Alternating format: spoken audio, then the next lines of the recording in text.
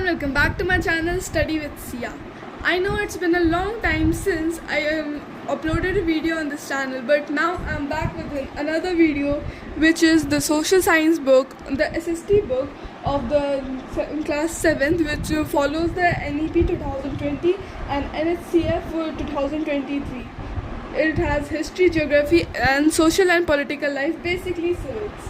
So first we are going to learn the first chapter of history. I know बहुत पुरानी book है इसीलिए थोड़ी सी फटी है, लेकिन फर्स्ट चैप्टर है हमारी हिस्ट्री का, इंट्रोडक्शन टू मेडिवल हिस्ट्री। तो जैसे कि पिछले क्लास में आप लोगों ने पढ़ा होगा कि एशियंट हिस्ट्री, मेडिवल हिस्ट्री और मॉडर्न हिस्ट्री, हिस्ट्री को तीन पार्ट्स में डिवाइड किया गया है। तो पिछले साल आपने पढ़ा था एशियंट हिस्ट्री, तो इस साल हम लोग पढ़ेंगे मेडिवल हिस्ट्री। तो मेडिवल हिस्ट्री में सबसे पहले यहाँ पे दिया है periodization, cartography, historians and their sources for studying medieval Indian history, major political developments in India, major economic developments, new social, political groups, major religious developments। तो हम इसे कुछ भाग में करके पढ़ेंगे। तो सबसे पहले हम लोग पीरियडाइजेशन स्टार्ट करेंगे। History or the study of the past can be divided into three periods in order to clearly understand the time frames: ancient, medieval and modern। जैसा कि मैंने आपको बताया कि हिस्ट्री के तीन पार्ट्स हैं, एशियंट, मेडिवल एंड मॉडर्न। तो उस हिसाब से हमने एशियंट पिछले साल पढ़ा था और अब हम पढ़ेंगे मेडिवल। एशियंट जो था, जो हमारा जो एशियंट हिस्ट्री था, मतलब स्टोन एज बेसिकली था, वो था हमारा एशियंट एज। मेडिवल हिस्ट्री में हम लोग पढ़ेंगे राजाओं के बारे में, उनकी कहानियाँ, मतलब जितने भी रूलर्स थे, राजा थे, तो उन्होंने कैसे अपने जो किंगडम्स हैं उनको कैसे किया। एंड मॉडर्न हम लोग अगले साल से या फिर क्लास 9 से पढ़ेंगे। These periods tend to overlap in the previous classes. You studied ancient Indian history। जैसे कि मैंने आपको बताया कि पिछले साल आपने वो एशियन हिस्ट्री पढ़ा था। In this class you will learn about medieval Indian history. The medieval period lies between the ancient and modern periods. Each period covers many centuries। तो एशियन सबसे स्टार्टिंग का, मेडिवल बीच का एंड मॉडर्न लास्ट का। तो history को तीन parts में divide किया गया है, ancient, medieval and modern. First part है ancient, second medieval and third modern. Medieval part जो है, तो एशियंट और मॉडर्न के बीच का पार्ट को हम मेडिवल हिस्ट्री कहते हैं। Each period covers many centuries. ये जो तीनों पीरियड है ये बहुत सारी सेंचुरीज कवर करते हैं। The medieval period in India covers about 1000 years from 8th century to 18th century CE। CE का मतलब कॉमन एरा, हम लोग AD भी कह सकते हैं CE को। यहाँ पे दिया the medieval period in India covers about 1000 years from 8th century to 18th century। ये इंडिया का है medieval period, 8th century to 18th century। यहाँ पे 1000 years का गैप है, तो मतलब 1000 years हमने मेडिवल हिस्ट्री में, इंडिया की मेडिवल हिस्ट्री है।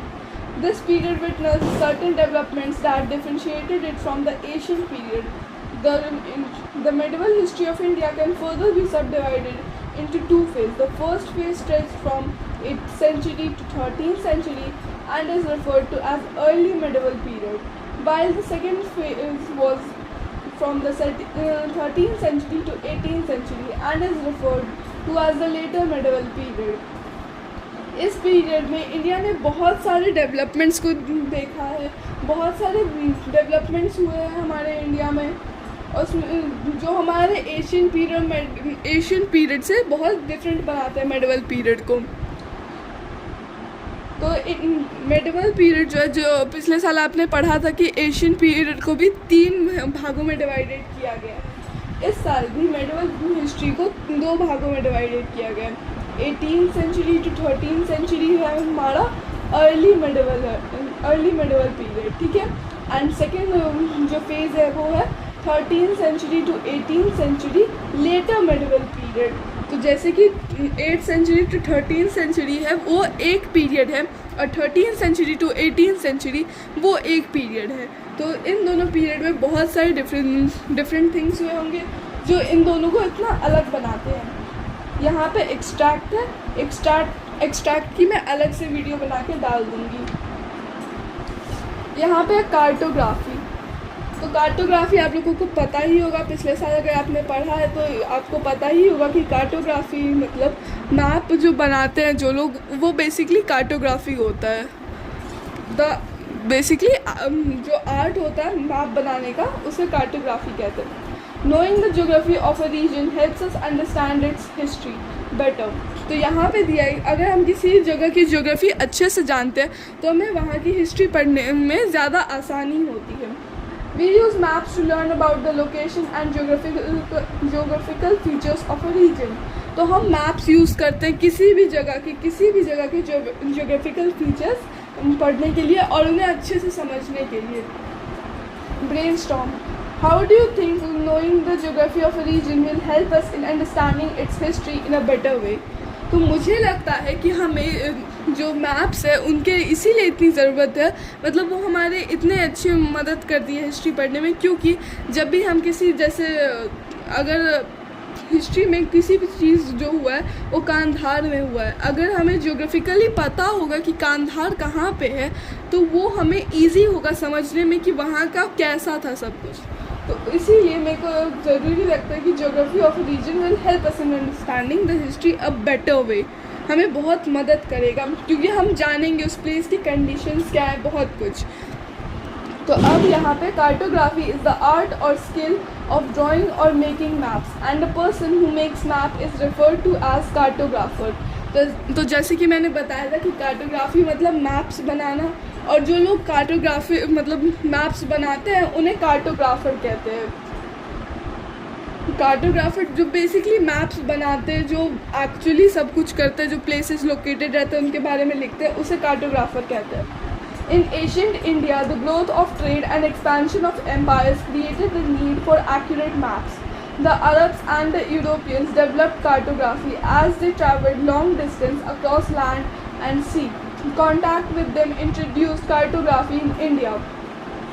तो यहाँ पे दिया है जैसे पुराने एशियंट इंडिया में the skill of cartography was almost unknown, मतलब जो कार्टोग्राफी थी, जो मैप बनाना था, वो इंडिया में कोई भी नहीं जानता था। जैसे जैसे हम धीरे धीरे हमारे जो एम्पायर्स बने, जितने भी किंगडम्स हुए, उन्होंने अपना ट्रेड जैसे जैसे बढ़ाया तो उस हिसाब से अरब्स आए, यूरोपियंस आए, बाकी देशों के लोग आए, तो वो अपने साथ कुछ कल्चर लाए, कुछ रिलीजन लाए, मतलब मतलब आप समझ रहे हो क्या बोल रही हूँ, कल्चर लाए, अपना ट्रेडिशन लाए, रिलीजन लाए, तो उन्होंने ही हमें कार्टोग्राफी के बारे में बताया था। When historians and scholars study information from the maps, texts and documents of the past, they have to remember the historical backgrounds in which the information was produced. The names of certain places or the location of certain rivers may have changed over time. यहाँ पे दिए जब historians and scholars ऐसे information map से पढ़ते हैं, maps, text, documents जो पुराने हैं उनको हिस्टोरिकल बैकग्राउंड्स अच्छे से याद करनी होती है कुछ प्लेसेस की, क्योंकि कुछ प्लेसेस की लोकेशन के जो नेम होते हैं, रिवर के नेम बदलते रहते हैं।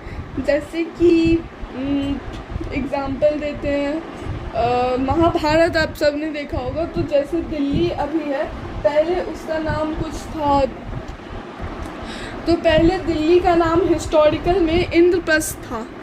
तो वैसे जैसे पहले इंद्रप्रस्थ था लेकिन अब वो चेंज होकर दिल्ली हो गया है, तो इसीलिए। और जैसे कि पहले जैसे आपने पढ़ा होगा कि अशोका ने कलिंगा वॉर के बाद वॉर छोड़ दिया था, तो पहले उड़ीसा को कलिंगा कहा जाता था, फिर उसे उड़ीसा कहा जाता था, आर होता था उसमें, और अब इसे ओडिशा कहा जाता है। तो इस हिसाब से धीरे धीरे करके नेम चेंज होते हैं। Which historians must research while working. For example, the kingdom of Kalinga, which consisted of parts of modern day Odisha, no longer exist. तो वही मैं आपको समझा रही हूँ कि कैसे जो पुराने नेम्स होते हैं वो आगे जाके धीरे धीरे होके चेंज होते जाते हैं।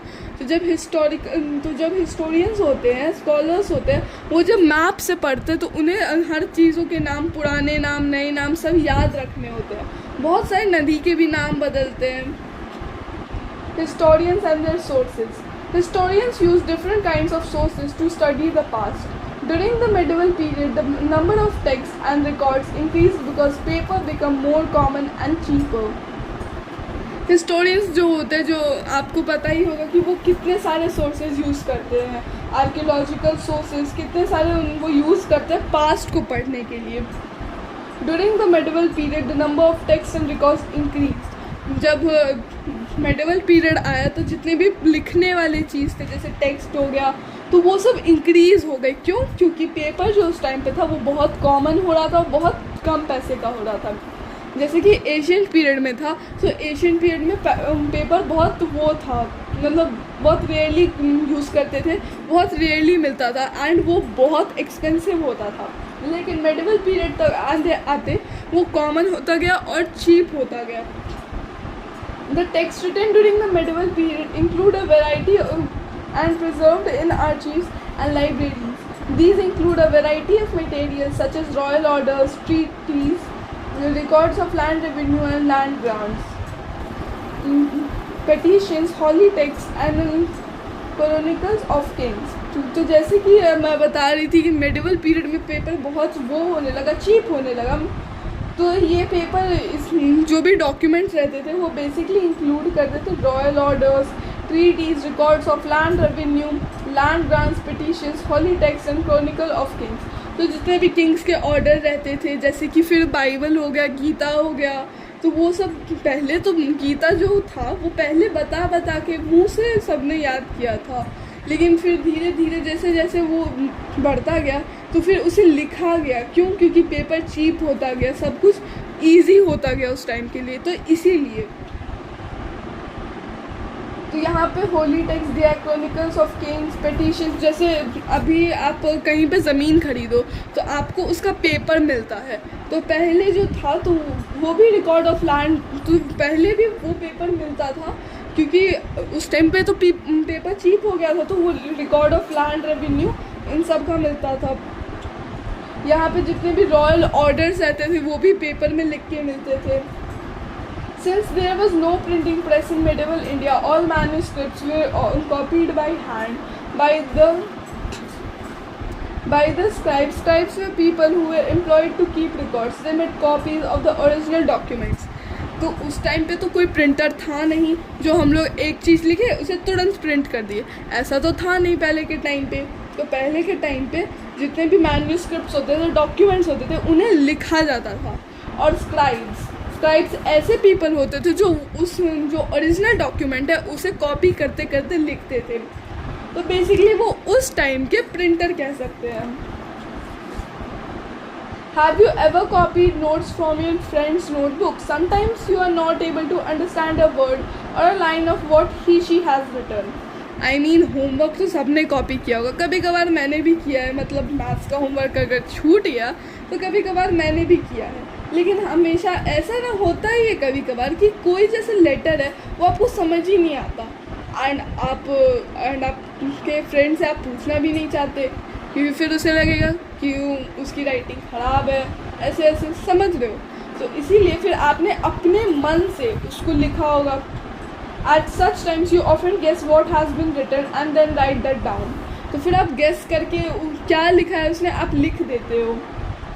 As a result, there may be certain changes in both your own and your friends' notes.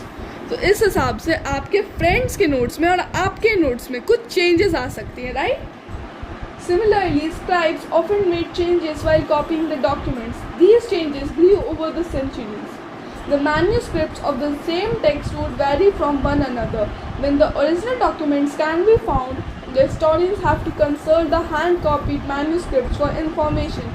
As a result, historians have to read many copies of the same manuscript in order to guess what the author had originally written. तो जब उसमें तो आपके friends के notes में और आपके notes में तो बहुत डिफरेंस हो जाता है. तो फिर जब वो स्क्राइब्स जो थे, जो पहले उस टाइम के प्रिंटर थे, तो वो जब भी कुछ ओरिजिनल डॉक्यूमेंट्स से कॉपी करते थे तो हो सकता है उन्हें भी कोई पर्टिकुलर वर्ड समझ में ना आए. ऐसा तो ऑफ कोर्स होगा, वो भी तो ह्यूमन है. तो उस टाइम पे उन्होंने जो उन्हें समझ नहीं आता था वो लिख देते थे, और फिर एक स्क्राइब जो कॉपी करके लिखा तो फिर बहुत सारे लोग उस सेम चीज़ को कॉपी करते हैं। तो अगर जैसे कोई पर्टिकुलर डॉक्यूमेंट है जो ओरिजिनली लिखा गया था वो अगर हमें नहीं मिलता है तो हमें उसकी जितनी भी 50, 100, 1000, 2000 जितने भी कॉपीज़ है हिस्टोरियंस को वो पढ़ना पड़ेगा, उसके बारे में जानना पड़ेगा कि वो क्या था, एंड उतना सब पढ़ के फिर उसको जानना पड़ेगा कि एक्चुअली जो एक्चुअल डॉक्यूमेंट था उसमें क्या लिखा गया था। आई मीन हार्ड वर्क है, लेकिन हाँ अब हिस्टोरियंस है तो उन्हें तो करना पड़ेगा। तो यहाँ पे हम बंद करते हैं, एंड द नेक्स्ट टाइम हम यहाँ changes occurs in the language and meaning of various words हम यहाँ से स्टार्ट करेंगे। तो आज का सोशल साइंस का ये चैप्टर तो आधा चैप्टर ख़त्म होता है। हम आपसे मिलेंगे, हम लोग फिर से इस चैप्टर को कंप्लीट करेंगे नेक्स्ट वीडियो में। Thanks for watching, bye bye. अगर आपको मेरे पढ़ाने का स्टाइल और आपको ये समझ आया तो इस वीडियो को लाइक करना, मेरे चैनल को सब्सक्राइब करना, बेल आइकन भी प्रेस कर देना। Thanks for watching, bye bye. और नेक्स्ट वीडियो में हम इसे पूरा कंप्लीट करने का ट्राई करेंगे। बाय।